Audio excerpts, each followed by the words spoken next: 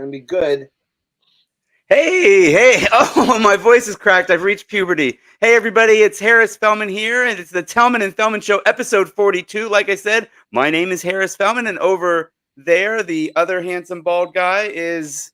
Well, there are three of us today. Way over there. Who's the other guy? Who's the Tellman and Fellman Show? Harris Fellman and... I'm Tellman Knutson, believe it or not, and we're here with our longtime friend and acquaintance from the marketing world, Alex Jefferys. I mean, I don't know how far back ago we met, but it was a long time ago. So this should be really interesting. I don't think we've ever done a webinar or an event or an interview together, Alex.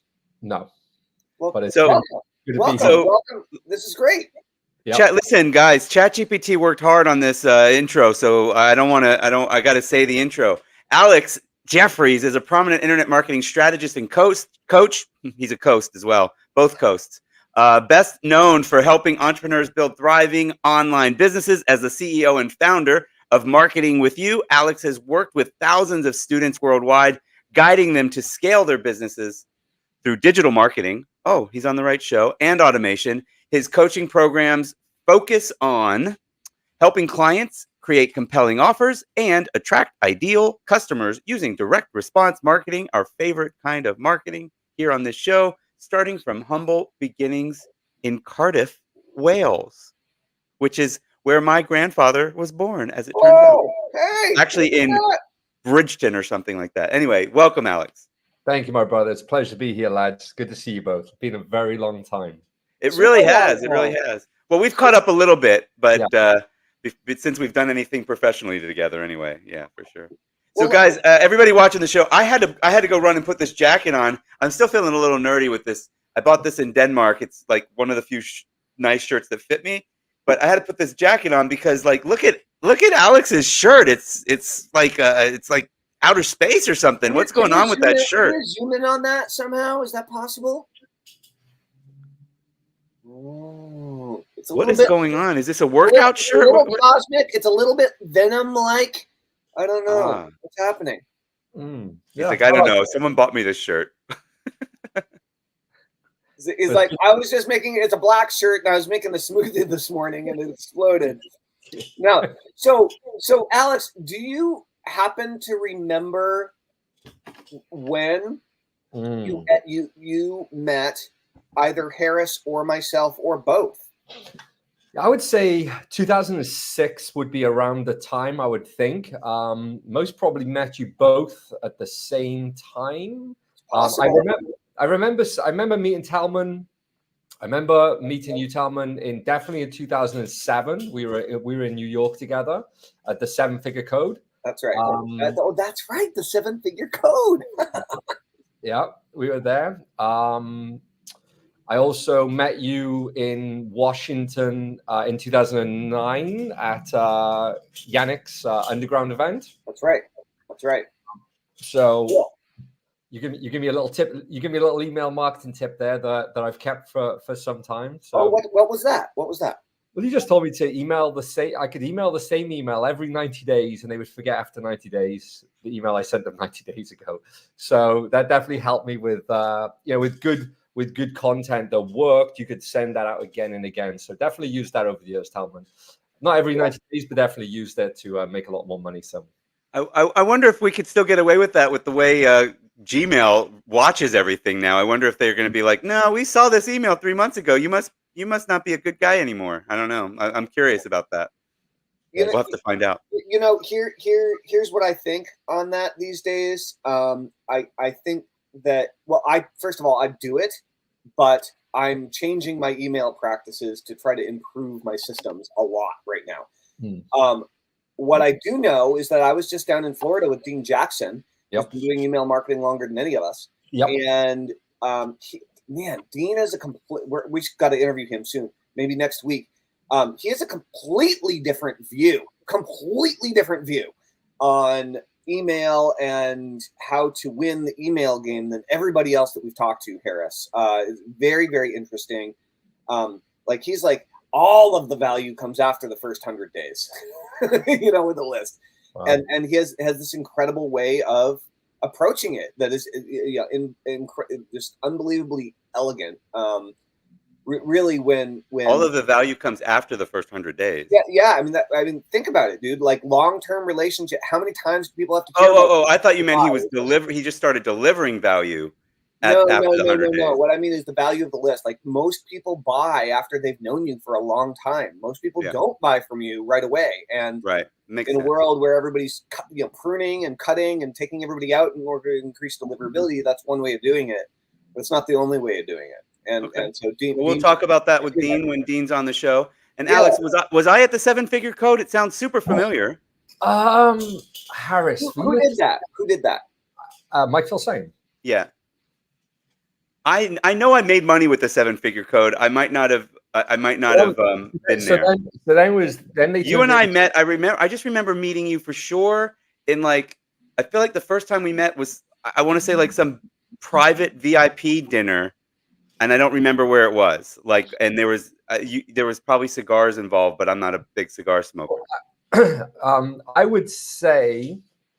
That's interesting. So I think Keith Wellman. So I remember being completely broke as a joke back then, like broke. And I remember coming to a dinner, and Keith Wellman paid for all of us. And I couldn't believe that somebody could pull out their credit card and pay for like dinner for like that many people. I was like, at a nice place, right? Yeah. Like, well, So I think that's where we met, Harris, at that dinner, maybe. But like, I know. We've met, many times. But yeah, like I'd say like before Uncle Sal. So yeah, okay. You did know me before Sal came out. Okay, that's right. Then that's early. That's earlier than I thought. I guess maybe I thought that because you showed up broke, not literally, but you were still in that year where I had already had some success with this world and others. So that must be why. But yeah, so you were just really a year behind me then in getting to things and trying to figure it out. Sounds like you went to things in person pretty quickly, and that was so. How did you start? What's your origin story? So just when you say go into things quickly, it's really interesting that there was an event in San Francisco in 2007. It was the Internet Marketing Main Event. And I knew I needed to be there to meet Mike Fellman because Mike was, the name at the time, and he still is to me. I love Mike to bits. He's one of my dearest friends. And I remember getting the cheapest plane to San Francisco. So from and I couldn't even get a taxi to Bristol Airport from Cardiff. So I got my auntie to drive me from Bristol, from Cardiff to Bristol. And then from Bristol, I went to Amsterdam, Schiphol, from Schiphol to Minneapolis, Minneapolis to San Francisco. And then when I arrived at the seminar to learn internet marketing, I'm in the lobby with my suitcase, and everybody's there with the suitcases, and then they leave and they put their suitcases away, and everybody's now congregating at the bar, and I'm still in the lobby with my suitcase. And they're like, "Well, you're going to put your suitcase away?" I'm like, "No." They're like, "Put it in your room." I'm like, "I don't have a room." And like, "What do you mean? They haven't got you checked in yet?" I'm like, "No, I haven't booked one." Like, "Well, book one." I said, "I don't have money to book one." Ooh, wow, that was bold. No, I just went like, that's a bold move. Like that's like, I know sometimes you got to do what you got to do, but like you had no idea where you were going to sleep. No, so awesome. And you didn't have any like really good friends there. No. I love this. Okay, go on. Everybody was the gurus there. Yeah, I was just there to meet all the gurus. So So then the word got out that I did that, and then I was blessed that a young gentleman, you may know him, Harris may know him, or both of you may know him, Matt Mazur. I remember his name.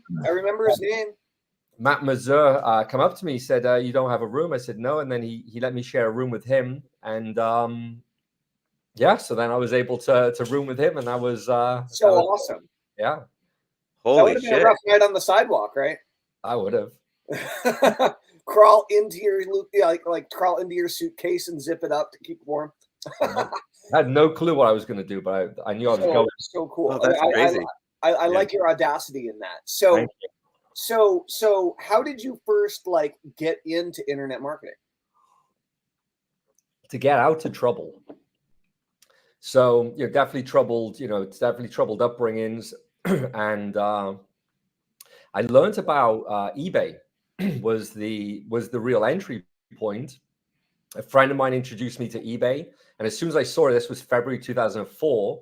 As soon as I saw it, I saw the opportunity. I was like, well, if you can sell something here, locally, you could sell something, globally, like just this transfers. I've just got to figure out now what to sell. And then I ended up, I had a real passion for motorbikes back then. So I was selling motorbikes on eBay, and I ended up going to a seminar. Here's another funny story. I was going to a seminar this was before the Internet Marketing Main Event. This was in 2005, 2006. And there was a seminar in Huntsville, Alabama. So I said to my mom, I need to borrow some money to go to a seminar. And she's like, where? And I'm like, Alabama. I'm from the UK. My mom's like, Alabama. Good thing it wasn't in Birmingham, Alabama, or she would have been really confused. It was. So she said, so you're going to go meet a guy on the internet who's going to teach you how to make money in Alabama. I said, yeah. She goes, your dad's going with you. So my stepdad. How old were you though? How old were you? 24. Okay, cool. But it's going from the UK. I don't think I'd ever been to America apart from being like Orlando or something. Now I'm going to like Huntsville, Alabama to meet a guy who's going to teach me how to make money on the internet. My mom was definitely suspicious. Was the guy Matt Basak? No, it was Tim. Remember Tim Knox? Yeah, Tim. I loved him. Yeah. That sounded like I said I loved him, but I loved Tim. So can't unsay it. Are you saying you were secret lovers? Is that what you're saying here? Yes, absolutely. Yeah, okay, I just wanted. He would appreciate that too. He's funny. Yeah. He used to be a stand-up comic. Actually, he did a lot of comedic stuff before internet marketing. Yeah, he was a good guy, and he said something at the seminar that changed my life. He said, if you can make money, you can make money. But if you can teach people how to make money, you can make 10 times the money. So I was like, I'm making money on eBay. Maybe I could teach this. So then I went and wrote a book called Easy Profit Auctions.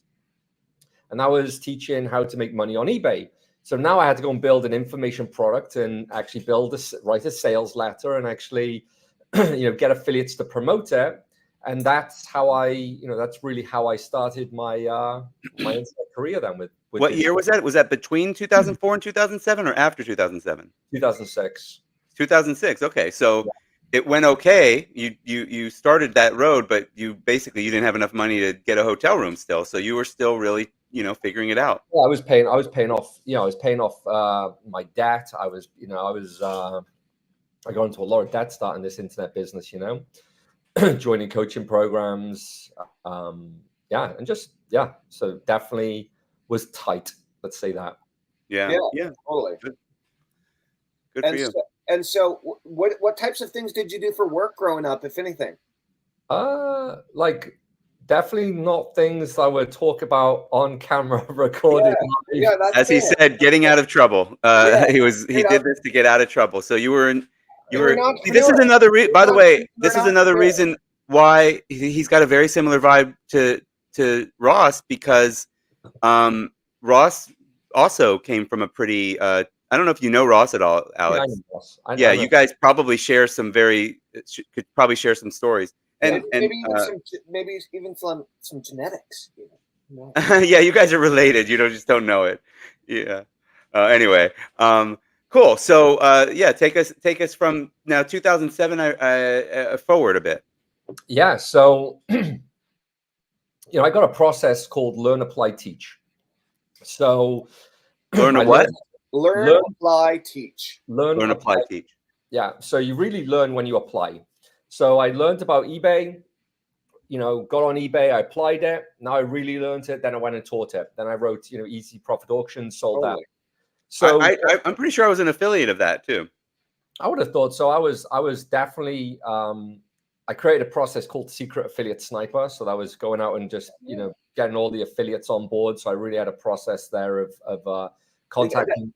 And that one allowed you to just like kill all of your affiliates one at a time without them noticing. Yeah, that's from his previous background. I had Uncle Sal with me, forget about it. Forget about it. Still one of the best promotions to this day, Harris. So funny. Definitely, I loved Sal. So So then I sold that product, and that website did $100,000 in the first year on ClickBank. So then I wrote a book called. So now I was around Mike Fellman a lot. You know, we were in the I5 Gold, and you know, a lot of the butterfly marketing, you know, launches were happening at this time. So I launched my own butterfly marketing site, and that was Post-Launch Profits, the website was called. And that was teaching how I made, you know, 6 figures from an information product. So I wrote a book about it. And I thought that product was going to suck, because I thought I sucked at writing, and I didn't think anyone would want to read my story. But what was amazing was the first person to give me feedback on that book was Mark Joyner. So I launched the book. It went out there to the world. I'm sitting there thinking, nobody's going to like this. Everyone's going to hate this. And I received this email from Mark Joyner. It blew my mind that, you know, I think he was like the guy who started this whole thing. If I'm correct. He was at the very, yeah. I mean, I don't know if there's one person that started it all, but I mean, Mark, according to Mark, he sold the first ebook online and invented the ad tracking pixel. So like, he goes back a long time. Yeah. So, you know, so it's funny how like I try and stem it back. I tell you, who was a good person for that, who would find out, would be Sean Vossler. Do you guys know Sean? I remember his name. Yeah, definitely interview Sean. Like, he can definitely tell you the history of internet. Like, he's like gone through the whole tree of it, and that. Oh, great, amazing. We can need to have him on then. Yeah, great guy. So then I launched that book, and I built a mailing list of about 10,000 people. So now I'm doing email marketing to that list. And so I'm like, this is working. So, you know, I learned that, applied it. Now I did it again. So I did Post-Launch Profit Secrets, built another list of about 10,000 people. And I was just building relationships with that list, you know, doing affiliate marketing, you know, promoting things like Sal, promoting things, you know, then Michael Cheney launched a coaching program. And in that coaching program, Michael crushed it. Like, he did so well. And I just couldn't believe the numbers that he made with this coaching program. And Mike Fellman also launched like a VSL, and he crushed it as well. So I was like, so he is like, Cheney's done this higher end ticket product, and he is Fellman with this new sales method of a VSL. And I was going to do it. Now, here's what's interesting, Fellman. I was going to sell this product for $197. So up until then, I'd only sold anything for $97 on the internet. And Fellman was like, I think you should go for $497. And you actually, because that's the price Fellman was at. And you actually got me to lock in the price of $497, which is interesting. Yeah. That product then sold $350,000 in the first week it went live. Nice. Yeah, it just blew up, and it like, my name just like, and then from there, the success stories from that program really started to, like, you know, make a ways through the internet. So, you know, Mark to Alex was that was the program name, really successful program for the students. Yeah. So I run that like once a year, because now I'm making, you know, more money than I'd ever made in my life. Now I'm pretty, you know, entitled blowing money, you know, like, I got all this money, it was blow this money, and I just screwed up. So that's the one thing I would say, you know, good lesson here for anyone who's watching this. Just, you know, when you we were taught to make money, not keep money. That's what I'm teaching my kids. I'm like, hey, I made millions of dollars back then starting out. Right. I kept none of it. I spent all of it, one way or the other. Yeah, I look them dead in the eye and say, I spent it on your fucking Christmases. And your college right now. Yeah. So then we basically, I was doing those launches, and like, I need to evergreen this. So really got into doing digital courses, selling just lower ticket products. And then from those lower ticket products, acquiring those customers at, you know, getting affiliates to promote them. So doing like 100% commission funnels and acquiring customers, and then putting those into, you know, a phone room and actually sell them high ticket coaching. And your own phone room? Yep. Good. And and just selling them, and got on the Inc. 5000 list in 2015. Cool. Yeah, so we took that. I was doing 6 figures, multiple 6 figures a month. And was that ads marketing with Alex still? No, it was the Alex Jefferys Inner Circle. Alex Jefferys, yeah. Same process. I was teaching people how to build digital businesses, and then in 2016, again, I was like, learn, apply, teach. I built this this coaching program with my friends. A couple of us built it. Adam, I don't know if you know Adam Davies, but me and Adam, business partners. So we're like Mike Marin. I don't know if you know Mike. So we're like, let's move to California. Let's get out of Cardiff, Wales, UK, and go and teach coaches how to build these businesses. So I was in 2016. So, been in the coaches space since then. And around 2018, one of my competitors made a big boo-boo. He told everybody how much money he was making on the internet. Okay. And within 1 week, there's about 1,000 people doing the same thing. And since then, there's now about 20 million people teaching coaches how to get clients. Yeah. Right. Yeah, and I got out of the niche, so I've left. Who was it? I won't bother saying right now. Okay. So one of your competitors, you guys were a smaller group of people. One of the people doing the same thing as you. I mean, you probably didn't even look at it as a competitor. Or I don't know, maybe you do look at it. Are you more of a like, I have to dominate this market, like that's my competitor, or? I like to create the most success stories. Okay. That's different. That's kind of like, that's my fierce approach. Right. So the most success. Yeah. So then somebody told everybody this is a really good way to make money, and then all of a sudden, I mean, this is a crazy huge market now. It's actually, I can't imagine trying to be in it anymore. It's horrific. I mean, it's just I left it. It's just ridiculous. So he just basically so me and Adam back in Cardiff, we were making like $100,000 a week, $50,000 a week every week, like just printing. Wow. Never told anyone. It's like, why would you tell anyone? Just don't tell anyone. Just don't. It's like, so that was kind of like our mentality. Why would you tell anybody this? And then, but wouldn't that have been the next thing you would have done? Learn, apply, teach. We did teach it, but we didn't teach them how much money we were making. Well, in the old market.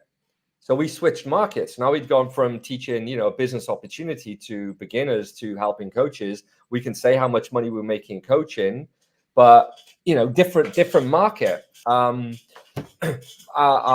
competitor is a friend of mine. Yeah. I respect him because he's really good. But he said how much money he was making it helping coaches build their business. It's a different. So it was like $1 million a month or something. Yeah, enough. Yeah. Yeah. It literally just changed everything like that. So I have a question for you on that, actually. So are you sure that's what changed it, or do you think that things changed in the industry at the same time? And the reason I say that is because that changed it. Just because you say how much money you're making doesn't mean that the competitors that you're going to get are going to have follow through, intelligence, experience. It just attracted other marketers who so it's just like AI. All of a sudden AI is hot. You can't find a product that doesn't mention AI. So this was a trend that started overnight. It went from a handful of 50 people to 1,000 trying, and maybe some of them sucked, but it was still diversifying the market. It was like 5 of us. Being serious, there's like 5. All right. Now there's like 50,000. Well, so now it's a market. How did things evolve for you moving through that? Yes. So I had in 2019, I made the decision because what I realized was, I'm a pretty fit person. So if you put me next to a professional soccer player and I was wearing a soccer kit, you wouldn't really know who's the professional. If you didn't know, if like you're Rosie from down the street and you saw both of us together, you're not really going to know who's the professional. Okay. Now I'll tell you, I can't play soccer. Now I may be able to look like I can hold the ball, the socks, the boots, but I can't play soccer.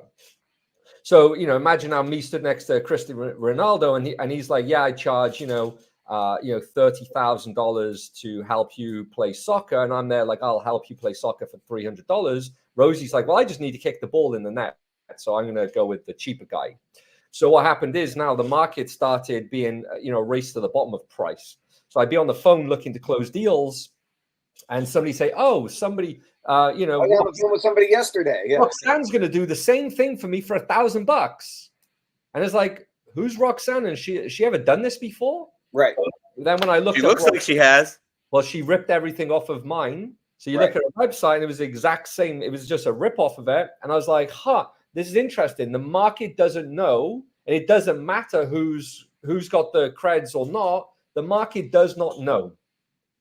They don't know. It doesn't matter. So I was like, I need to have a different approach. So what I did was I said, well, I know one thing. I can get on stage and I can speak from stage. So if I just bring all of these audiences to a room instead of a phone, that gives me, a blue ocean, a different, competitive advantage. So I did a seminar in San Diego, and I was like, I went all in, wrote a sales letter, and I just started inviting. This was like 2018, 19?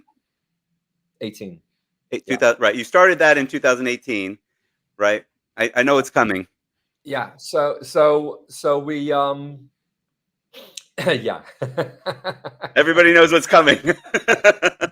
So it took us a few, like we did well with the seminars, like really well, but like it took us time to dial them in. So the, just from like, framing of like an audience and just like messaging. So like one event as an example, the messaging was all about like really us leaning in and giving you all of this stuff. We're going to give you all this. And then we get to the event and very few people showed up. So like we just learned a lot about, oh, wow, the framing was off. So now it was all about like exclusive, like all of the, being unique and desirable. So all of the framing was different.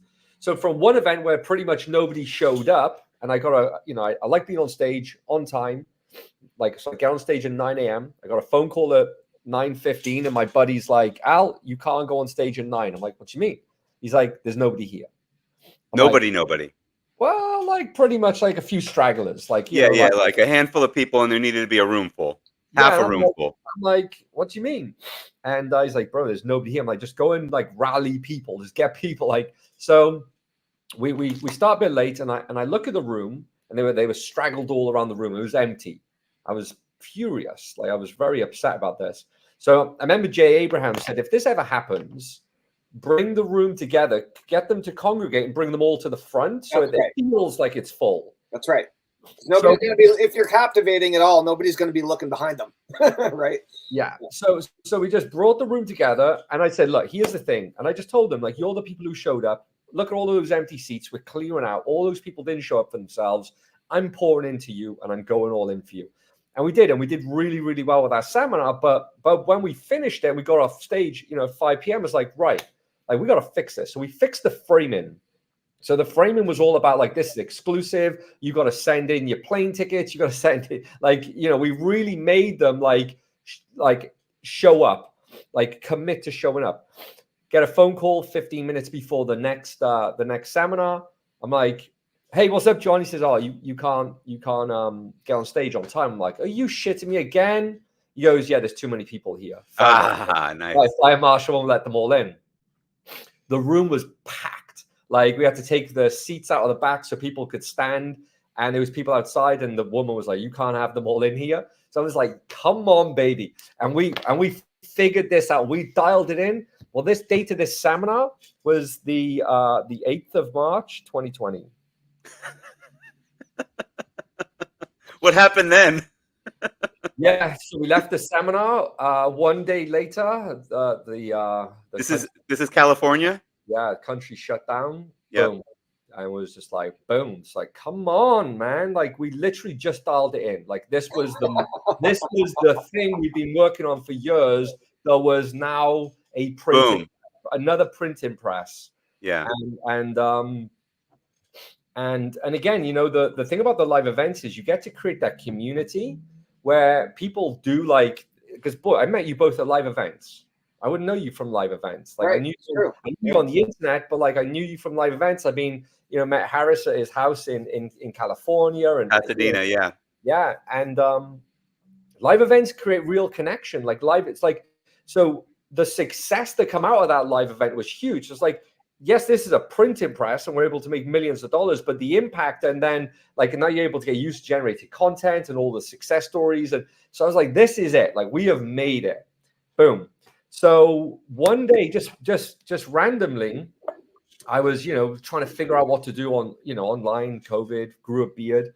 And one day I watched the UFC, and the UFC was playing. There was nobody in the audience, and the punches sounded like it was terrifying because it reminded me when I was growing up of the violence, like the sound, because when you watch a UFC and there's loads of people there, there's no real sound of the punches. When there was nobody in the audience, those punches had real sound to them. And I text Mike Fellman, like, God, this is like brutal. Like we were watching the UFC. I'm like, this is brutal. And that got us into texting that night. And he's like, let's have a chat tomorrow.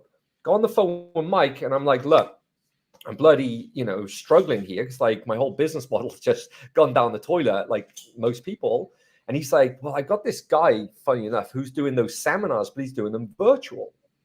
And I'm like, virtual? He's like, yeah, he's doing virtual seminars and he's killing it. I'm like, how do you know? He goes, because I'm processing his money. Oh, yeah. He's got Groove Pay. I know that he's killing it. He's not just saying he's killing it. I know that. Michael Same's one of my best friends. He's like, listen, this guy is killing it. I'm like, yeah? He goes, yeah. I said, okay. Can you make an intro? He says, yeah. So he made an intro. I went to the guy's virtual seminar. He showed me around, like backstage, like showed me everything that's going on. I'm like, cool. And I paid him $40,000 the next week. And he worked with me for 10 days to put together my virtual seminar. Oh, and are you willing to tell us who this mystery man is, or is this a secret? Iman. Iman. Iman. I remember him. He's think. Beautiful. I love Omen or Iman? Iman. Let me pull his name up to give him a shout out on here. I remember his name. Yeah, Iman Agi. Oh wow. No, I don't know him. Cool. All right. So you learned his virtual seminar process in 2020. No, his virtual seminar. It sounds like there was like was the 40,000 for learning it, or was there some setup? Like it sounds like you were doing it on stage with streaming video. You weren't just doing a Zoom. So he said to me, because I was thinking of like doing these virtual events, and he's like, the way you're thinking of doing it, you're going to get killed. You're going to get eaten alive. Come and have a look at my event. Look at the setup I've got with it. So he showed me the event setup, and then so the 40,000 was to like walk me through the process leading up to it. So I wrote the sales letter, like how to set up the stage, how to set up the sales team, how to pitch, how to pitch, how to get the leads to the phone, just the whole process of running, a 7-figure seminar business. So yeah, the first one we did about $400,000, and from there on, those events did $1 million an event. So like in a 3-day event with a 2-week sales process after it. And he just like changed, so that he literally changed the game. So it's the butterfly effect, isn't it? Like who knows? Like I literally, boys, like I woke up at 6:20 this morning for this interview. I'm like, oh man, like come on, but like who knows where this takes us? You with me? That's right. Like that's like where I was just like, that's where my life is right now. Who knows where this takes me? So yeah, it's interesting. I don't think I've talked to you about what Tellman and I are working on. You can see the name of it under my name, which is Automatic Audience, and it's basically teaching people to do virtual summits like through Zoom. But we do virtual summit series because that's what we've done really successfully, where it's every week rather than pulling them all together. I didn't know that you had. I didn't know about your success with virtual summits specifically in the way that you had. So again, who knows where it'll lead? Yeah.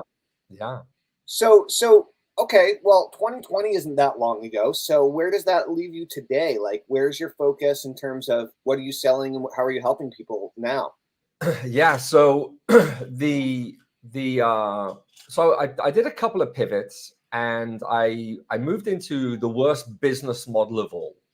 Congratulations. Thank you. You have to learn, right? It sounds good. You do. It's the only option. It sounds good. So I went into profit share. So first, so I'll take you one step back. So, so I was with Rich Sheffrin, who's one of my best friends in the world. Love Rich to bits. Like, you know, as I went, I'm 6 years, almost 7 years sober. As I started my sobriety, I went into his house, you know, the first day, like, you know, however, you know, to get sober. Right. I stayed to him for like a week. Okay, so you guys are really close then. Oh, Rich is one of my best friends, 100%. Cool. Yeah, Rich. I met Rich at a hypnosis seminar where he was speaking in front of the Positive Changes hypnosis audience when I was a hypnotist before either one of us were in internet marketing. So yeah, I've known Rich for a long time. Yeah, and like Phil saying, you know, that's another thing I want to do is I want to create the most success stories, but I also want to be my mentor's best student. So like with Phil Same, like I wanted to make a mark on Phil Same with Sheffrin, you know, really wanted to make a mark. And so both of those are honestly like two of my, you know, top 5 best friends in the world, you know. With what was I saying with Sheffrin? Yeah, so we wanted to bridge the gap between the virtual seminars and where you are now. So then I got divorced. So that was, you know, welcome to the party. Hey, 3-ball divorced man. A very trying time. And I went with Sheffrin to a seminar, and I was offered a job, and it was a very good job because I'd shut down my coaching business. Not by Rich, by somebody else. But it was just yeah. Oh, wait a minute. Why did you shut down your coaching business and your whole virtual seminar thing when it was doing so well? So around the time it was doing so well, I was also going through a divorce. And that whole process was just, you know, it kills you, dude. Like, yeah, it's just really hard.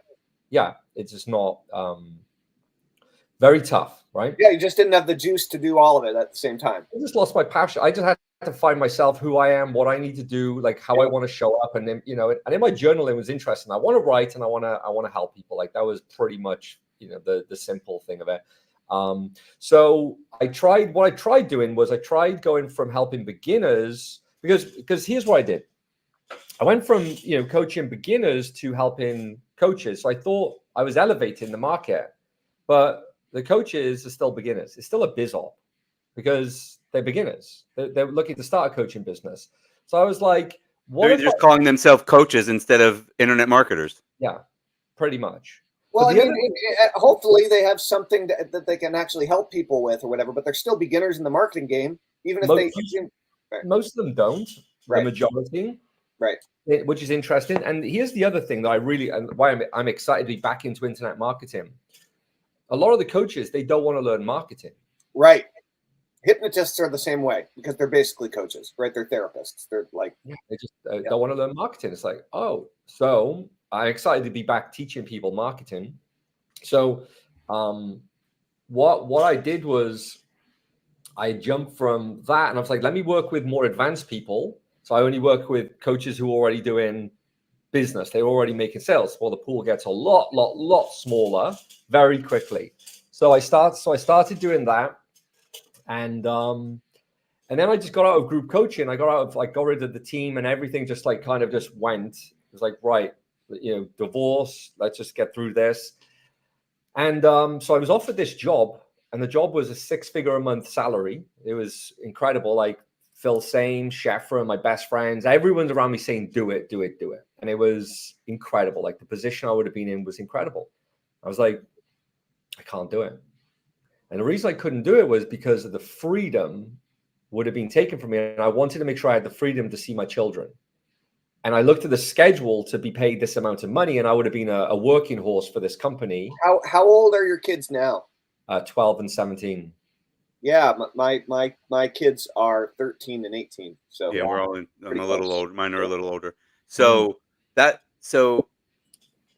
it was a live event. It was live event, so you would have just been traveling all over.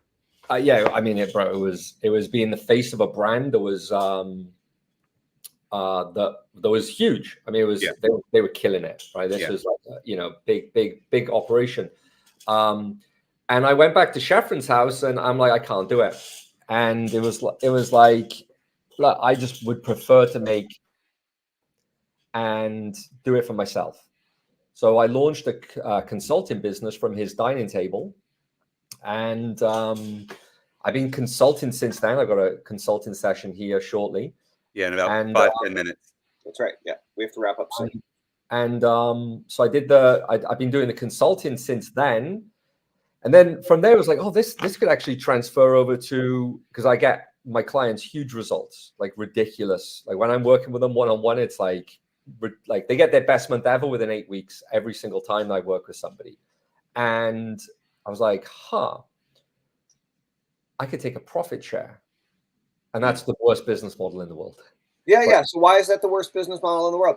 Oh, because it creates entitlement. It creates greed. It creates the worst of people. So they don't like to pay out profit. They like to spend more money so there's less profit. And I've come from a background of being in business with people. I see what you're saying. Yeah, like all of my business has been trust. Like, so everyone I work with, I've trusted, and it's been this whole process of like, my buddy who I've been in business with a long time. He's like, he tells like, you can trust Alex if I'm going into business. Like we've done a lot of money without contracts. Like both of us on both sides, you can trust.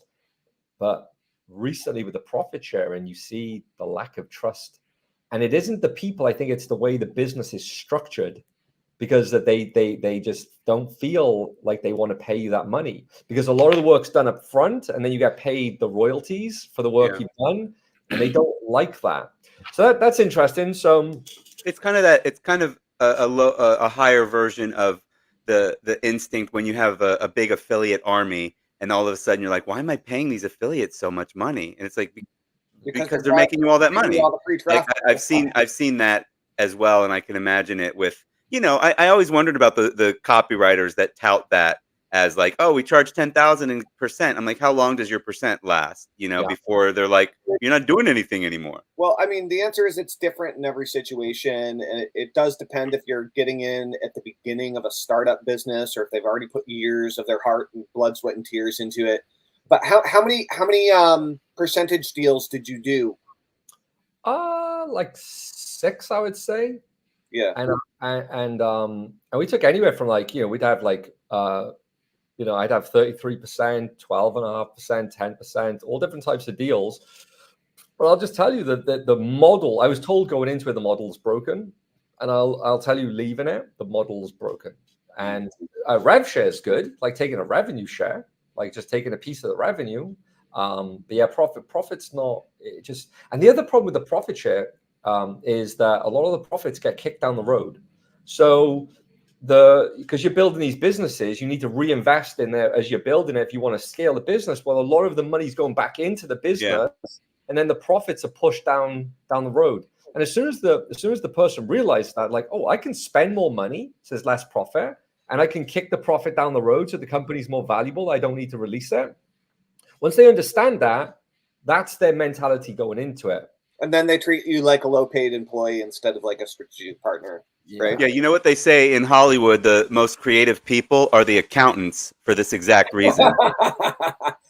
No, I mean, I've done a bunch of profit share deals, and I don't feel exactly the same way as you do about them. But I'll tell you, when they've worked really... Let me just pause and say, I didn't realize it's picking the partner. The deal may work if you have the right partner. That's right. Because I have deals like that with the right partners, but actually as a business model, you need to vet somebody for a long time. Right. So that's the point there. The model doesn't work as a model of bringing people in. But I've got profit share deals that happen with people that I trust, and there's respect there. Right. But check out the interview we did with Jason Moffat on this, because he had a long standing, but he really just kept one profit share deal for a really long time, and really that turned into the type of partnership that you guys are talking about, where it was a genuine appreciative partnership. But we've only got a couple more minutes with Alex. He's got to go to where are you going? Yeah. So what's more important than going overtime with us? He's going to go work with one of his Shall I text him? That'll be 5 minutes, or shall I stick on time? Cool. No, Well, look, hit it with a little bit of like zing. Like, what are you doing with marketing with you now? Like, what are you looking for? Who are you helping? How are you helping them? Yeah. So so when I left, so here's the thing about when we hold on to something, like it's like the monkey holding on. So I knew the coaches space. I've been in there from 2016 till of recent. That's all I knew. And you kind of get stuck on that. It's like all I know. And then it's very difficult to look outside. What am I going to do? And my buddy's like, look, they print like $1 trillion every 100 days or something. Like there's money out there, bro. And if you understand marketing and sales, like so what I did was I made the decision to leave the market, not knowing what I was going to do, but just leave the market and figure it out. So I left the market, and then it was like, well, what can I do? And I decided to partner. So I'm doing a profit share deal, but with somebody who I've done a lot of business with for a long time, and he's one of my best friends. And so I'm going to be working with him building his project, and I'm going to be launching products, like digital products on the front of it, and actually just teaching people how to, become digital marketers. So, but not just to like teach affiliate marketing or like teach, make money online, but actually helping them build businesses around helping local businesses. Okay. So really supplying, digital marketing to local businesses. And I'll leave you on this note. My favorite model of all that I've come across is high ticket recurring payments. So I love high ticket recurring, and I thought you had to be an expert to get paid high ticket recurring. And then I was over at my friend Mike's house, and he's like, oh, do you want to hop on a call with us? I'm like, sure. And I hopped on a call with him, and he's teaching complete beginners how to get paid high ticket recurring, doing either lead generation or like some sort of digital marketing for local businesses. And I'm like, I didn't realize that a beginner could like learn a skill quickly and then go get paid very quickly out the gate, these kind of rates. Yeah. That changed everything for me. So that's what I'm doing now, is we're just in the early phases of that. He's had his own, lead gen agencies for years. He's been teaching it, for years. So yeah, so I'm just going to jump in with him and really help people again. And Cool. how are you guys gonna? I know you got to go. What's your primary traffic source for that project? Affiliates. So we're gonna launch. So another competitive advantage is my old affiliate manager now partly owns JV Zoo. Oh, cool. So going to be too bad for me. I don't know. I'm doing consulting at Warrior Plus now. I'm sure Alex wouldn't be able to right now do anything with Warrior Plus because of that, because they're pretty. I know at least whoever your partner is. I don't know which one it is, but he's pretty competitive against Warrior Plus, so he wouldn't do that. So yeah. So let me just text him. I'm gone. So I'm going to just text him. I'll be 2 minutes. Right.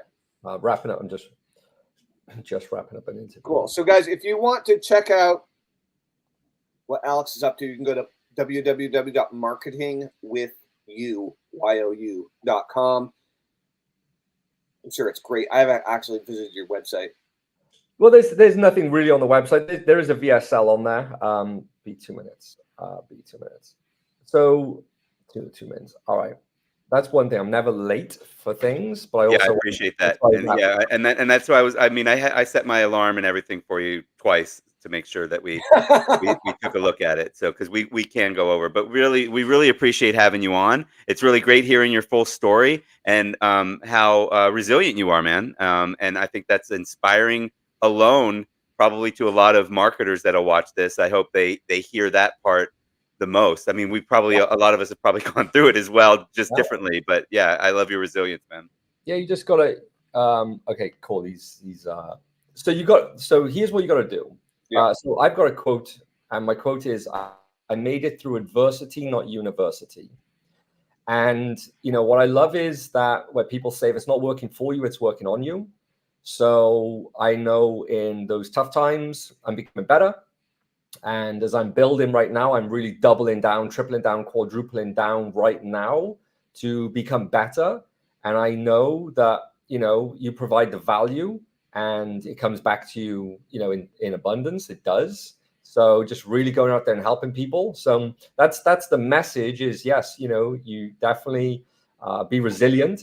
Adversity, resistance is coming. And that's how you become successful, is you push through resistance. Like that is actually Stephen Pressfield's book, The War of Art. That's what I'm reading right now. That's right. I've gifted it to like 300 people. Such a good book. At least 300 people. So I better get out of here. Thank you so much, Alex. It was great catching up with you. I hope to do some business. As a side, I can promote whatever you've got. Of course, I'm not attached to them, but anyway, I'm looking forward to it, and I'm gonna go. I'm gonna go to the bathroom as soon as we get off. So that's it. All right, well, boys. Awesome. It's great seeing you again, Alex. If there's any way we can help you out, or if you want to connect on anything, please reach out. We'd love to chat more. Yeah, really good catching up with you boys. And if anybody's watching this, I want to just say, or for anybody who's watching this, it's funny when there's three, but for anybody who's watching this,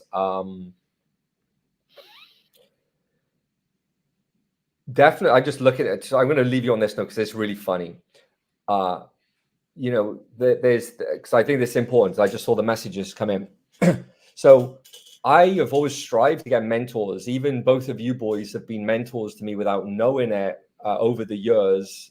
Definitely looked up to both of you, as I'm building my internet marketing business. I've always invested into coaches, and I've always invested into people to speed up things.